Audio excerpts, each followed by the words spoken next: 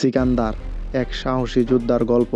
বিশ্বের ইতিহাস বলে, যখন অন্যায় সীমা অতিক্রম করে তখন এক সাহসীর জন্ম হয়, যে শুধু নিজের জন্য নয় বরং সমাজের জন্য লড়াই করে।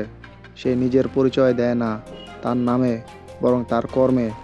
এই গল্পের নায়ক সিকন্দর, যে ভয়ের সামনে মাথা নত করে না, বরং ভয়কেই কাঁপিয়ে দেয়।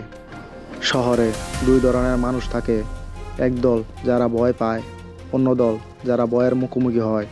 কিন্তু সিকন্দর সেই ব্যক্তি যে শুধু ভয়ের মুখোমুখি হয় না, বরং ভয়কে তার সামনে নত হতে বাধ্য করে। এই শহরে বহুদিন ধরে অপরাধ আর দুর্নীতির রাজত্ব চলছে। ক্ষমতাশীল কিছু অপরাধী তাদের ক্ষমতার অপব্যবহার করে সাধারণ মানুষের জীবনকে দুর্বিষহ করে তুলেছে। দুর্নীতিগ্রস্ত পুলিশ, রাজনৈতিক নেতা এবং সমাজের ক্ষমতাশীলদের হাতের পুতুল হয়ে থাকা প্রশাসন, সবকিছু মিলিয়ে শহরটা যেন নরকে পরিণত হয়েছে। সাধারণ মানুষের ন্যায় বিচার পাওয়া তো দূরের কথা, তারা নিজের জীবনের নিরাপত্তা নিয়েও প্রয়াণিত শঙ্কিত। যখন সমাজের এই অন্ধকারময় পরিস্থিতি চলছিল, তখনই আবির্ভাব ঘটে এক অসাধারণ ব্যক্তিত্বের, সিকন্দর, যে সাধারণ মানুষের ব্যক্তি নয়, সে এক আদম্য যোদ্ধা, যার কাছে অন্যায় কখনোই মেনে নেওয়া বিষয় নয়। শহরের গুন্ডা মাস্তানদের কাছে যেন এক আতঙ্কের নাম, কারণ সে কখনো অন্যায়ের সামনে মাথা নত করে না, বরং অন্যায়ের বিরুদ্ধে দাঁড়িয়ে লড়াই করে।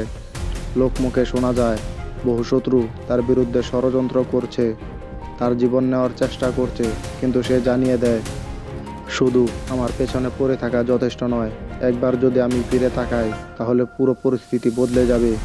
সে যতক্ষণ দাঁড়িয়ে আছে অন্যায়ের প্রতি আঘাত বিফলে যাবে, কারণ সে সিকন্দর এবং পরাজয় তার রক্তে নেই।